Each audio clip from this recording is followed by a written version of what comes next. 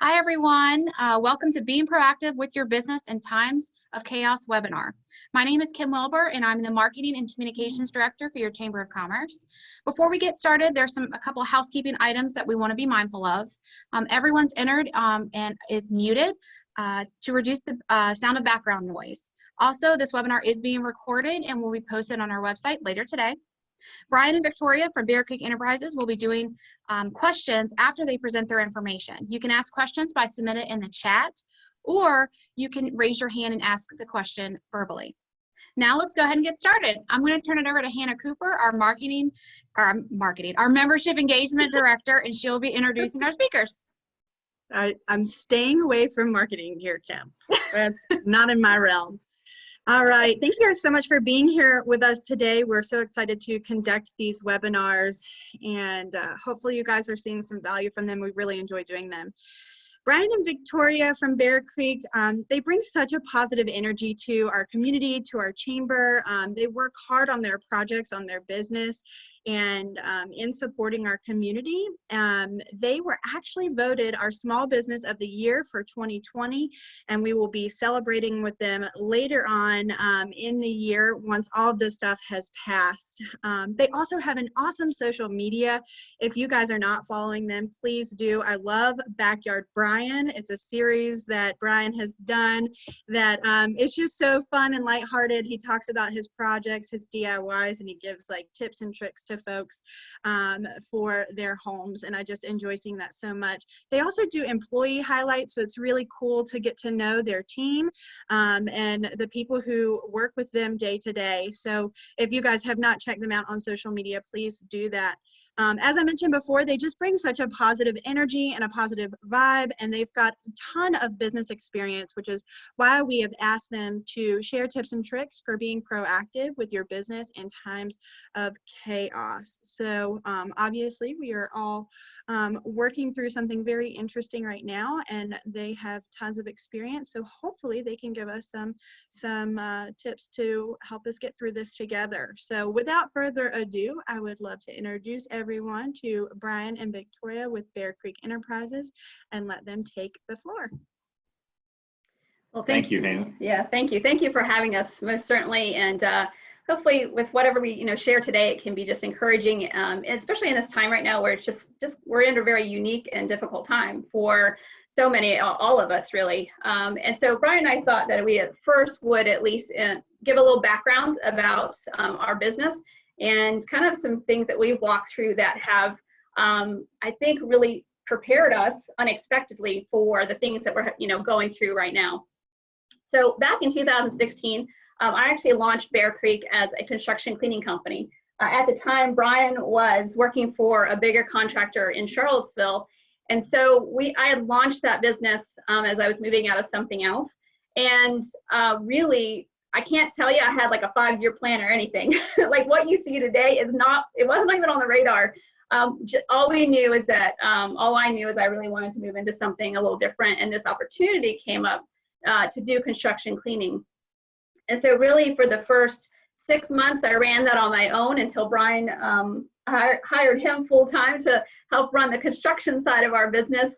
And since then, we kind of moved through a time where we did, I guess, some subcontracting commercially and residentially as well, until we finally settled where we're at now, more in the residential space, and then niched way down into building out backyard structures like patios and pergolas and all of that, really with our heart being about community. So when people gather together, a lot of times they gather in their backyards. They bring their family there and that community. But it also for us was all about our team. One of our slogans is that we build cool stuff, but more importantly, we really strive to build people, and because relationships really matter to us. So most certainly as we're have been in this time of the virus and all of that, one of our biggest chief concerns has been for our people. How do we keep our people working but well and taking care of them and that sort of thing. And so as we have, built this business, that's been kind of on the forefront for us, is building our people. We also do some building systems now as well, some framing and that sort of thing for that we subcontract to contractors. And so our business has continued to grow. We're about 25 in staff right now. And yeah, it's been an exciting ride the last 4 years, I guess. As far as roles are concerned, Brian operates very much as the visionary of our company. He's very much out front and is more of the face of our company. You see more of him than you do of me. I'm more of the integrator, or like we say around here, I'm the brakes. So he casts vision and I help put the details of that together and stuff for our company and business, make sure that the day-to-day is running and is integrating with our teams and all of that. So that's kind of a nutshell of who we are at Bear Creek. But Brian, I wanted Brian to, or we talked about having him share more about a past company that we had and just an event that we went through that really, I think, prepared us more for what we're facing today.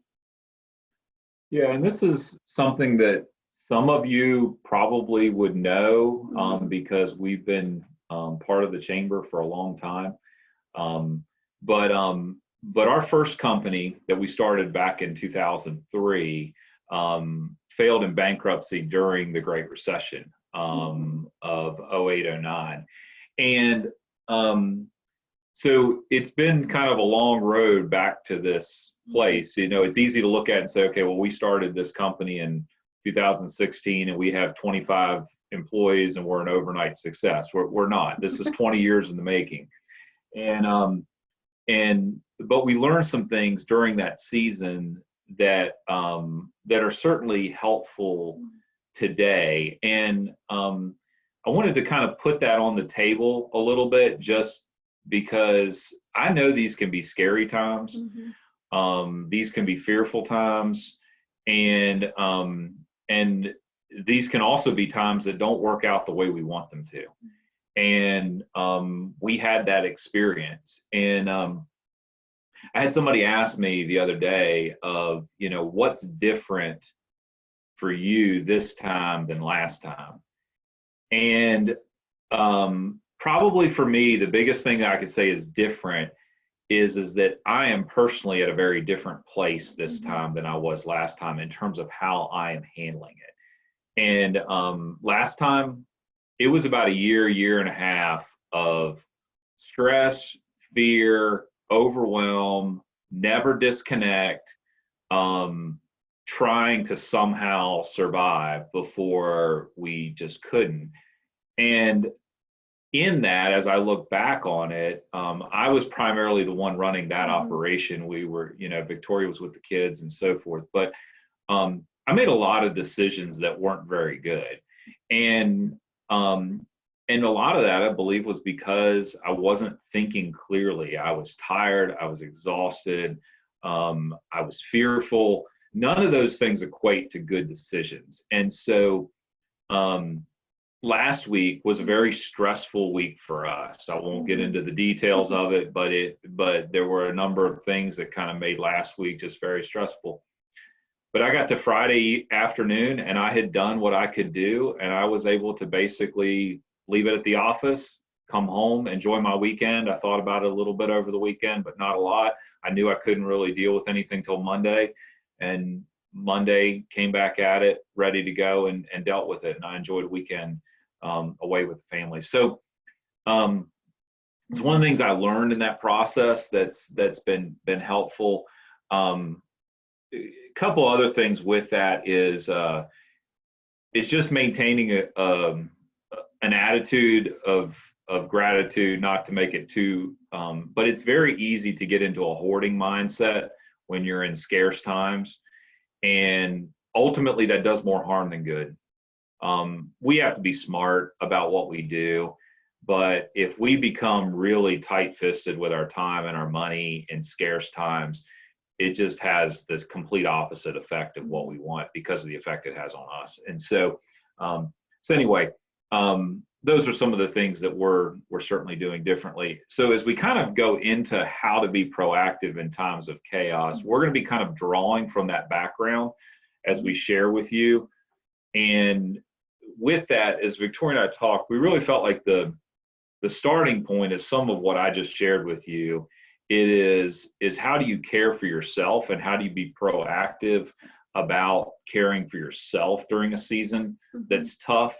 And so I'm gonna let her kind of share on that front. Then we'll kind of circle back and I'll talk about some of the business things that we've done to be proactive kind of in this time of chaos. But I'm gonna kind of let her talk a little bit more about the personal self-care side of things. You know, when we think about taking care of our staff, our team, our businesses, a lot of times we think we need to start there.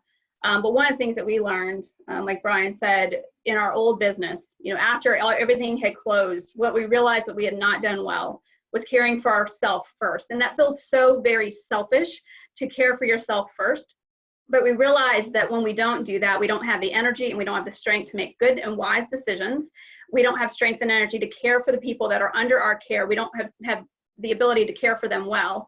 And so some of the ways that we have chosen to do that is taking measures of self-care, of doing something that, like, at the end of a day, we try to either walk or run. For me, I garden a lot. So when I'm stressed, I plant things. So you can believe that I'm probably going to have a very big garden this year because I just plant things, just getting into the dirt and just slowing life down. And that's all I'm thinking about really helps to de-stress, so that when I'm coming back into work and working with our teams and working with the situation at hand, my head is just so much clearer and I can make better decisions. And so encouraging you to, very first thing is, how can you take care of yourself? I know the days are long. I know the hours feel like they can never end. There's always something changing and moving that you feel like you have to make a decision on. But it's okay and important to press pause in order to take care of yourself, to get some good, clear headspace in there, because then it allows you to make good decisions.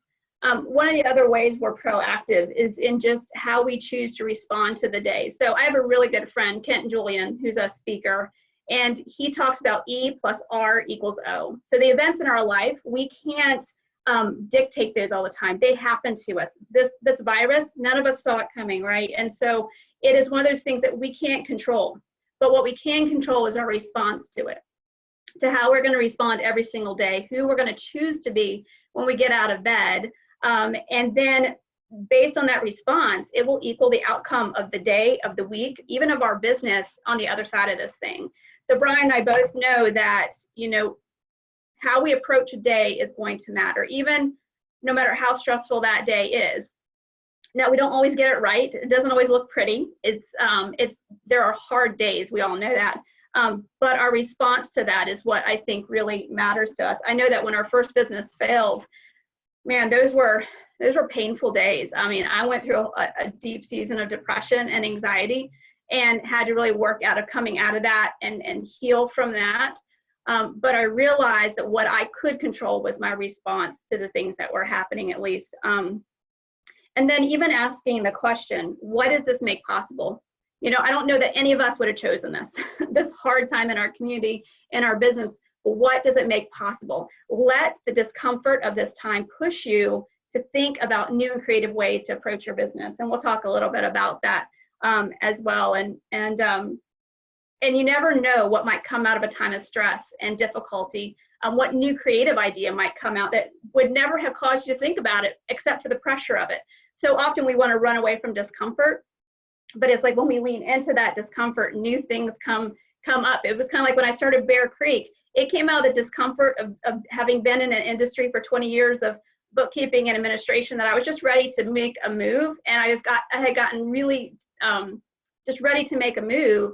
And I could have just, you know, said, oh, well, I'm just going to do this for the rest of my life because it's the only thing I know how to do.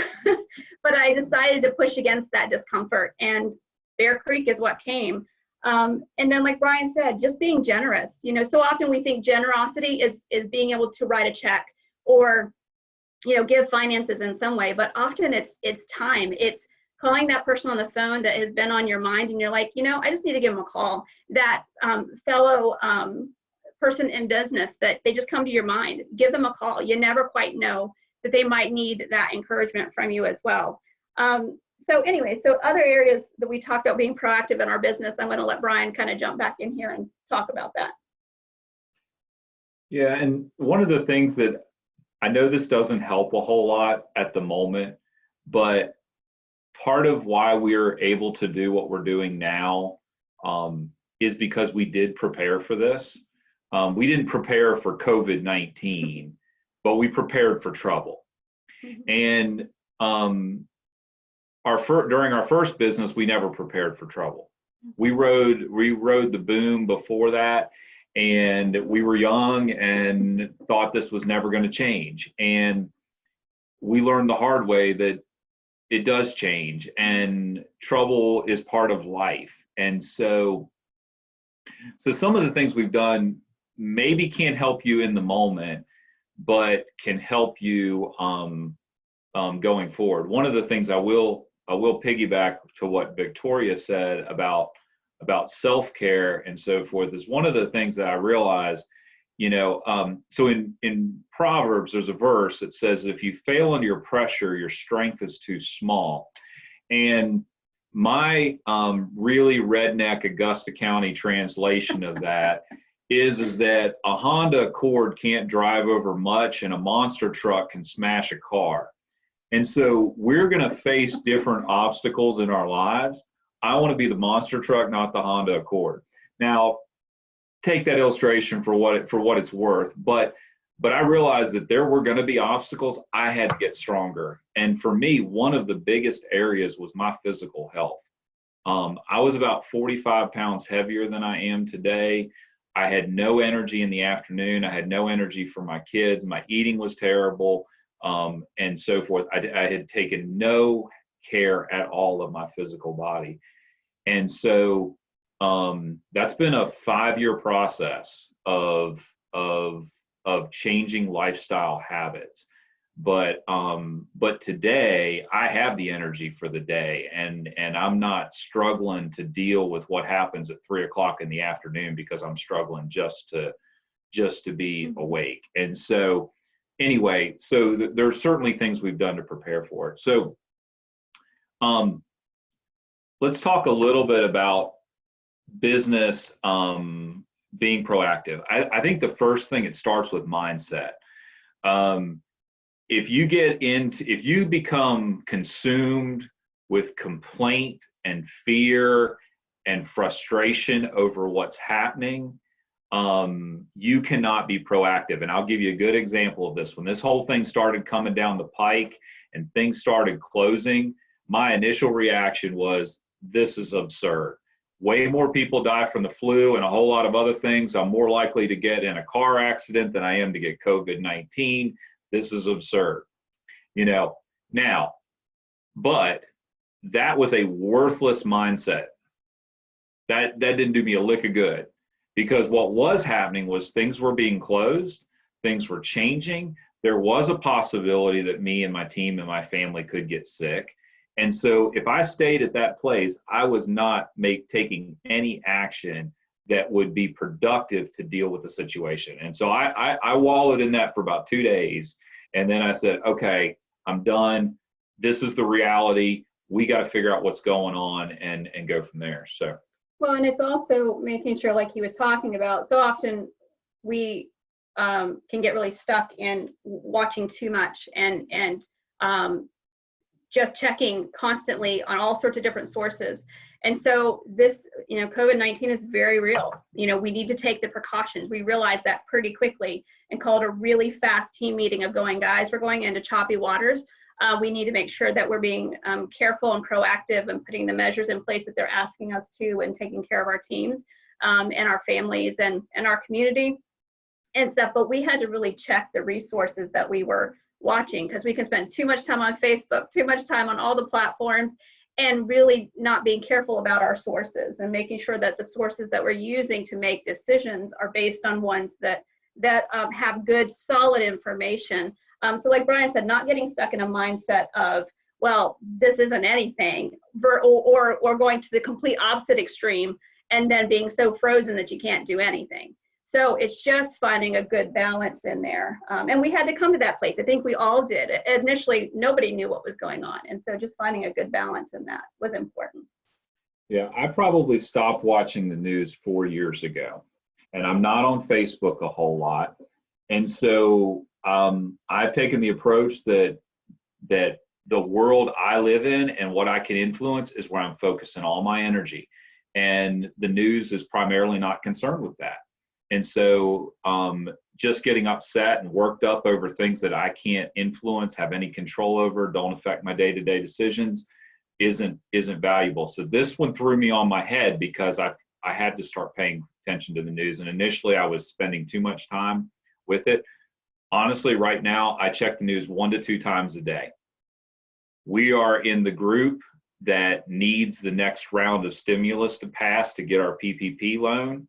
It would be very easy for me to be on CNN 24/7 right now, seeing, did they pass it? Did they pass it? Did they pass it? Honest truth is, it doesn't change my day right now. Our loan is ready to go in as soon as they pass it, and that'll happen. And so I'm not sitting on pins and needles. Actually, somebody else texted me that the Senate passed it yesterday. I've been out doing consults with new customers, hadn't even looked at it. So I think we do have to be careful about how much information, even things like this. It's great to get the information, but like Victoria said, your outcome is based on your response, and your response is an action. It is not something you learn. So you need the information to make a good response, but it's very easy to spend all your time consuming information and not taking action. So, so be careful about your consumption of information. Not only is it quality, but even how much time you're spending on it. The next thing is early on when stuff was going crazy, I called a business mentor of mine who's retired. He's been in business 40, 50 years. And I was talking to him like, what do I do? Like, so forth. And he said to me, he said, Brian, he said, anything I'd tell you would be wrong in an hour. He said, I've never seen anything like this. I don't know. He said, you've just got to take it a day at a time and do what you know to do right now. Mm-hmm. And so I sat for a minute. We were actually on the verge of shuttering our operation at that point because I was so freaked out about the whole thing. And then I thought, well, you know what? I'm really just concerned about two team members. So I need to talk to those 2 team members. That's what I really needed to do. So I made those 2 phone calls. Once I talked to those 2 team members, I was like, you know what? Okay, I feel a little differently about this. I understand a little bit better. And then I was like, you know what? I think what I need to do next is I need to talk to everybody individually. And so that's what we did next. And as we took a couple, that's what we need to do now, steps, instead of worrying so much about what the grand plan was, we actually got to a better decision. And we're definitely at a much better place with our company right now because of that. But trying to figure out a great plan, figuring out all the steps in a situation that's really fluid is just hard to do. Yeah, and that was the thing we had to remember is that, you know, it's usually in business, right? We make a plan. We make a 1-week plan, a quarterly plan, a yearly plan. And right now that is so changing, like Brian said, that we have to just make the best decision with the information we have for that day. Realizing that tomorrow, that might be a new decision, or maybe we find out, yeah, it wasn't a great decision, but you know what? That's what we have to go with at the moment. And taking it day by day and finding support with one another and you know, having that person that you can talk to, another business associate or a friend that you could just vent to if you need to vent. I think we don't want to, you know, hold that in and mentally get stuck in a place if you really feel like you're heading down that direction, especially if you're working from home. It's really easy to get stuck mentally, you know, finding that place that you can really talk to somebody and just that you know is safe. That isn't going to help you spiral down that hole as well, and finding that safe person to talk to as well. But then to just know that it's okay not to have a plan at the moment, even though that's all we've ever been taught about business. So yeah, and kind of moving on to a couple of things where we maybe prepared a little bit more. So one of the things in the Great Recession is we ran out of cash and we couldn't operate. And once you can't operate, it's over, it's done. And then bankruptcy is just the way you clean up the mess. So because of that, and we had used up, and I'll just be straight up honest, we had used up all of our cash and all of our available credit and all of our resources trying to grow to service the boom that was happening before the Great Recession, okay?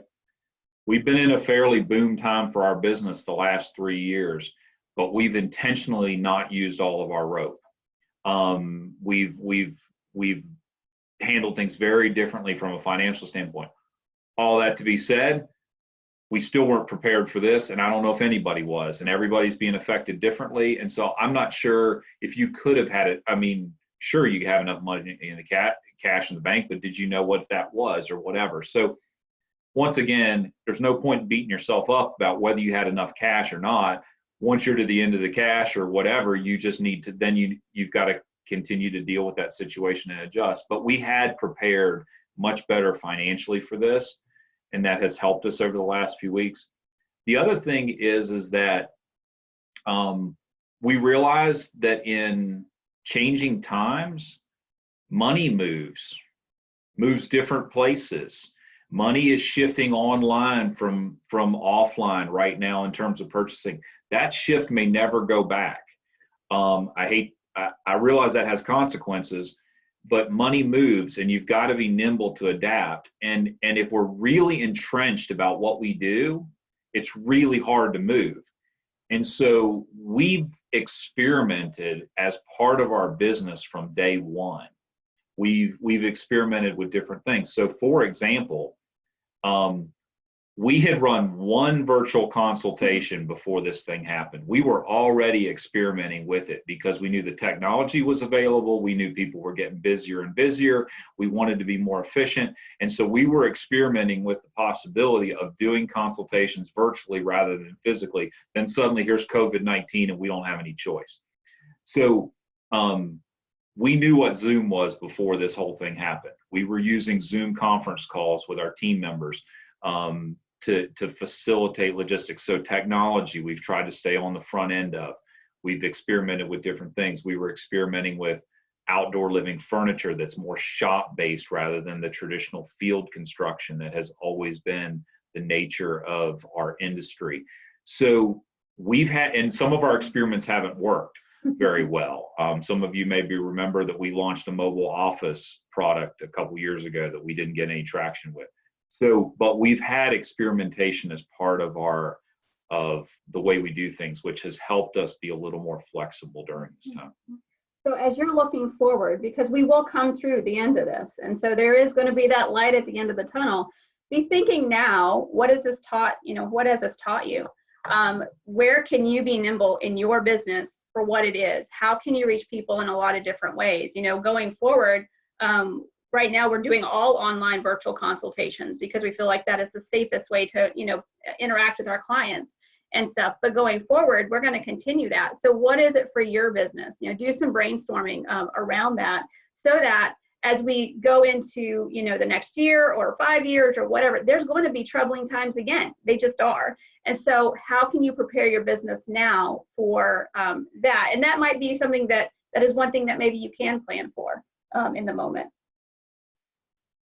So on that note of being proactive, there's one mindset I would caution against from our experience, is that after the Great Recession, things were different, okay? After COVID-19, things are going to be different. And so sitting here waiting for things to get back to normal, meaning what was before, and thinking that that's going to get your business back to where it was is not going to prepare you for what's ahead. Your business may be that way, but it may not be that way. And so I think each and every one of us needs to be looking very carefully at how is this changing society? How is this changing people's habits? How is this changing buying patterns? How is this changing the way people are going to do things? And because we may need to make some permanent adaptations to our businesses to be effective going forward. And so I think that's part of how we're proactive is that if we're just sitting here, okay, I just got to weather this. I just got to hold out till it's all over and the sun comes up tomorrow. When the sun comes up tomorrow, the landscape's going to be different. And so we need to be thinking along those ways. So I kind of outlined 4 main areas that I think are really critical to be proactive in as you're in this time. And it's fairly simple, but proactive by its nature means not waiting for something to happen to you, but taking the first step, right? Okay, so with your finances, if you're in chaos time, you've got to be proactive about your finances. So before we ran out of money, we started calling vendors. We started negotiating payment pauses and all those things. That stuff was all becoming available. As soon as we saw this coming, we knew that cash was going to be king. And if we didn't need that money in the bank, it'd be okay. We could still make the payment. So we started negotiating those things and taking advantage of that stuff immediately. We were very proactive from that front. Do you have something to add to that? Yeah, well, and two, I mean, sometimes I know, at least for myself, the hesitation is, I don't know if I want to ask. But we realize that right now in the landscape that we're in with this COVID, there is so much understanding, and we have found nothing but understanding from our vendors that they get it. They see what's happening. It's happening to them as well. And so there's just this wonderful kind of give and take that we have found at the moment. And so there's no harm in at least making that phone call, sending that email, and just being proactive in that, knowing that as we move through this, that hopefully those things will be able to return back, and we can continue with those vendors. I mean, that's the plan going forward, but we have to be willing to ask that question.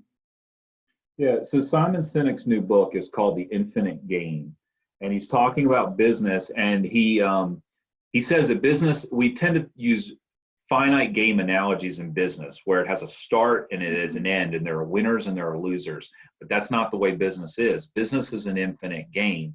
And he talks about it primarily in terms of how we treat our team.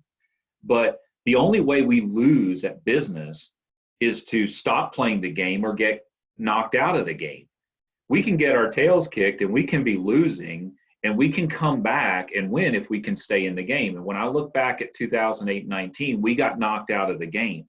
So part of that's been helpful for me is like, okay, we're trying to navigate to stay in the game. Maybe we're losing money right now. Maybe we're not doing everything the way we want to, but if we can stay in the game, we can make the adjustments over time to change the score and start winning going forward. So that's where like the finances thing is just being proactive on negotiating those things, because cash is king. When cash runs out, you can't operate, you can't make payroll, and you're done. And so you might be able to shutter things at that point, and maybe not, but you've got to prioritize any way that you can keep cash in the bank and keep everything rolling for another day. That's got to be number one, proactive on the finances. With your team, you need to be proactive of talking to your team. So that's number two. Number one is finances. Number two is your team. So we went out and started having individual conversations with our team members. We called a team meeting before this was even on everybody's radar and said, hey, we're going into choppy waters. We don't know what this is going to look like. We've been there before. It'll be okay. But we all need to get ready mentally. So I had over one stretch, I had one-on-one conversations with every team member over 2 days to just figure out where they were at, how they were handling it mentally, emotionally, whatever, before they flipped out and stopped coming into work or whatever.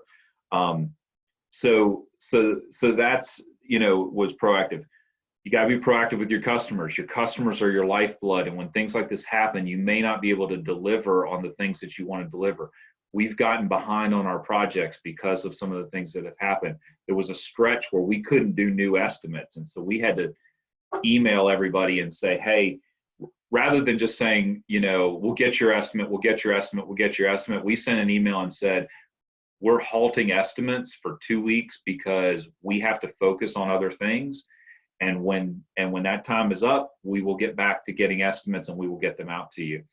And so we had to prioritize and be proactive in our communication with our customers, and then letting them know what safety measures we were taking, how we were adapting business processes.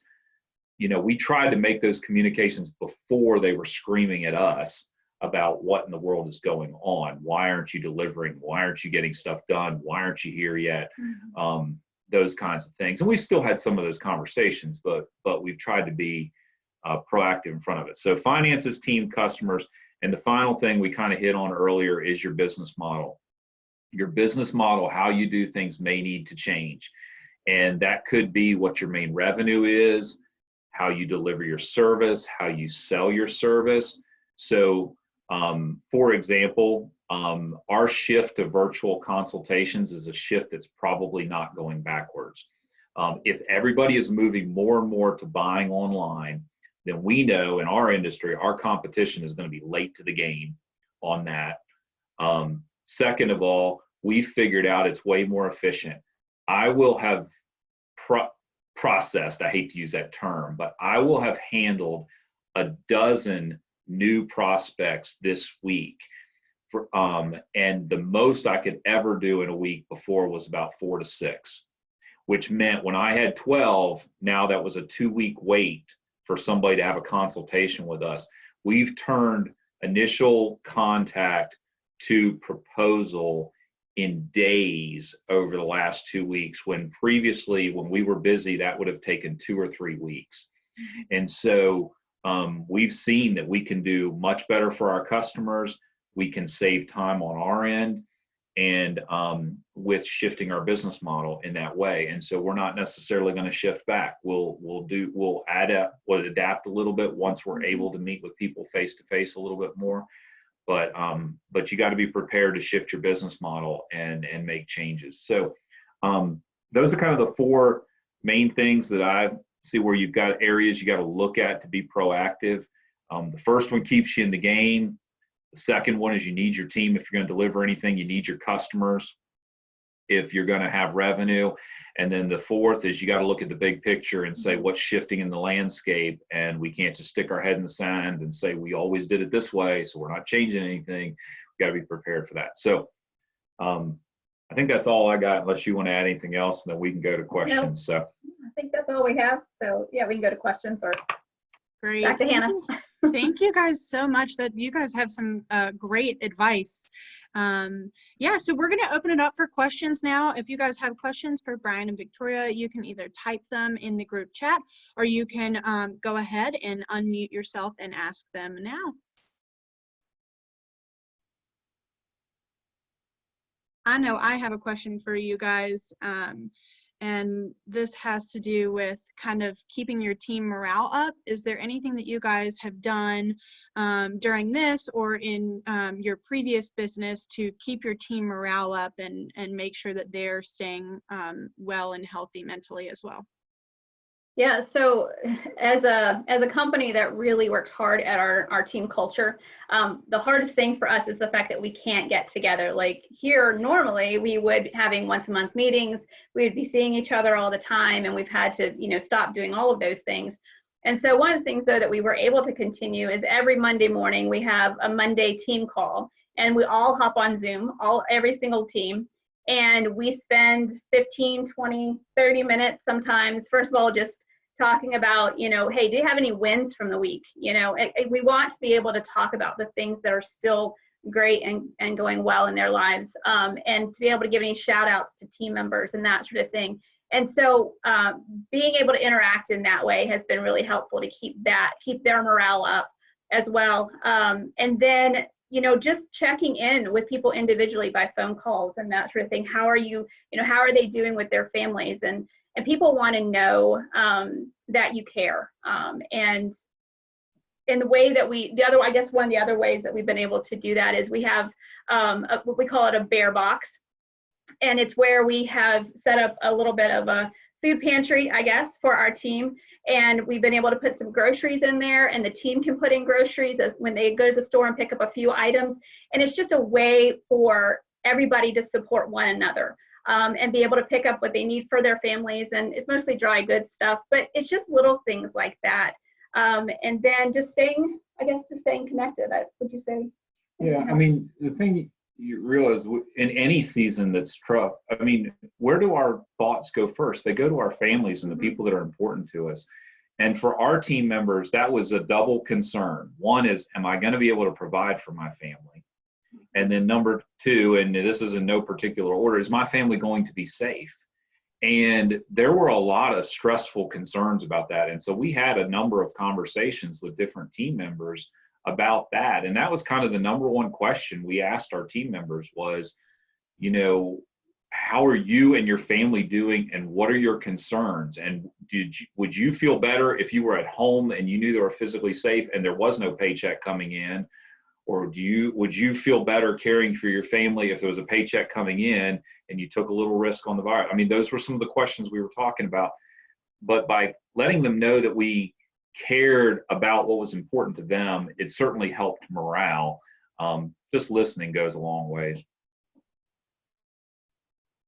That's great. Great advice. I love that. I love the idea of the rare box. That's a really good idea. Does anyone else have any other questions for Brian and Victoria? Hannah, I had one that was sent to me directly, and it says, could you all share some ways that you've pivoted and expanded what you do, like making cornhole boards and focus on having nice furniture space since we're all spending more time there? You want to talk a little bit about that? Yeah, so we have learned that training people in our industry is very important. And so because of that, shop fabrication gives us a training area that's a little different than what we do out in the field technically. So we have been working to build more and more shop work into our business model over the last few years. So we were actually, once again, this was something we were working on before this. We were working on prototypes for outdoor living furniture. We were a little behind the season of what we wanted to be, but we were working on that. And so, yeah, we see that as a part of giving ourselves a little more flexibility. Part of that is that it gives us products for customers that don't necessarily need the other things that we do. So people that want to support what we're doing, want to be a part of it at a different price point, at a different need set. Maybe their deck is already in great shape and they just need something nice to put on it. So yeah, we've certainly diversified there. We've also in the last year, Victoria mentioned the building systems, we've diversified back into new home framing as one of our divisions. And so that kind of comes from a different revenue stream, so to speak. So we have diversified a little bit. The other, I guess, pivot that we were able to make with outdoor furniture a bit was during this time, we had a couple of our guys that had a higher risk situation with their families, that it was best for them to stay home and such and not come into the shop. And they were able to kind of dust off their workshops at home and be able to build in place. So we were able to get them materials and that sort of thing. So it kept them working without having to go to furlough or go to unemployment for right now. And so we were able to do that with a few. And again, just starting to bring those things out. So it's been another way to keep our guys working, because we can't telecommute like so many can. Ours looks a little different and stuff. And so it's just trying to be creative to keep our guys working so they could bring that paycheck home, but in a safe way. And so that's where some of the like cornhole boards, like stuff that we've already been working on, we were able to kind of ramp up that process and put out more so that we can keep our guys working really. We have some cool stuff we're working on. So Yeah. like stay tuned. Like we've been putting a lot of media. energy in here. There's gonna be some more cool stuff coming down the pike over the next week or two. That's awesome. Well, That's my infomercial jab. That's the sales marketer side. Let me just say, I'll be breaking out my tool belt today to build a few things in the shop with Brian. So yeah. We're gonna get pictures of that too. All right, sorry, other questions? Does anyone have any other questions? So you cited two books. You cited Proverbs as well as Simon Sinek's new Yes. book. What other books have you found to be valuable resources for your mindset at this moment? I read a lot between physical reading and Audible, and Victoria does the same. So it's really hard for me to pick books. I could get on a roll here, So what could be helpful? but let me think. For right now, Power of Full Engagement. This was a book that's probably 10, 15 years old. What he talks about in there is the more we have to be fully engaged, the more we have to be fully disengaged to handle it. And sometimes that's mental, not just physical. So for example, like I was talking about earlier, work is tough right now. So I spent at least 8 hours on trails this weekend. Like that's my disengagement. So I spent a whole lot of time out in the woods, so that's one. What do you got? I just finished reading Bottom of the Pool by Andy Andrews, his brand new book. That one is it was just really good for having read that book and then being in these times, because there he's talking a lot about how do you go to the bottom of the pool when everybody else is coming up out of the pool. You have to read the book, but it's a very good read, especially for times like these. That's an excellent one. How to Win Friends and Influence People, Think and Grow Rich, some of those essentials you never lose sight on. What's on the shelf? Sorry, I'm looking at my bookshelf. This is Marketing by Seth Godin. If you need marketing help, it's the best thing on the planet right now. Deep Work by Cal Newport. If you want to learn how to actually get something done in our digital world, you know, because once again, action is what matters. And so, Awesome book. Yeah, sorry. Okay. Like you said, he could keep going. So I see the power of habit. I see the power of habit over here. That one's how I changed my physical body and got ready for this. So, sorry, you would just picture of our bookshelves. I see Jason's back there. He's got his hand back there. Yeah. Okay. Sorry. Others. I was going to say, Jason has a book club at the Stanton Innovation Hub too. So if you guys are ever interested in getting together and chatting about books, Jason does that at the Innovation Hub. I might be able to feed you some. I might be able to feed you some books because they pile up on my bookshelf, and I don't tend to read things twice very often. I'll go back to Audible, but I won't tend to go back to the physical book. So I have a lot of stuff I could pass on. Yeah, we do. We're meeting virtually too. So if you're interested, please let me know.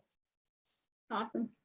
Awesome, guys. If we don't have any more questions, we're going to go ahead and wrap this up. We just got one more question. What is the name you said of that book club? I don't know if it has a name. Does it have a name, Jason? It is currently called the Stanton Innovation Hub Book Club, or SIH Book Club, and you can find information about it on Facebook. Just search SIH Book Club, and we are at the end of this month's selections. We'll be announcing this next 4 weeks selection coming up after our meeting tomorrow, and which is at noon. And if you're interested, you can send me an email or connect with me through Facebook, and I can send you the information for Zoom. But we're still determining topics for next month. Awesome. Let me actually share two books. I've got as far. Okay, so Profit First. This is how we financially got ready.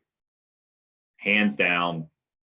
Forget all the complicated accounting stuff. It all matters. Let your accountant deal with it. Let your bookkeeper deal with it. No, but if you want to know how to run your business on a day-to-day basis, you need to read Profit First. And then the 12-week year.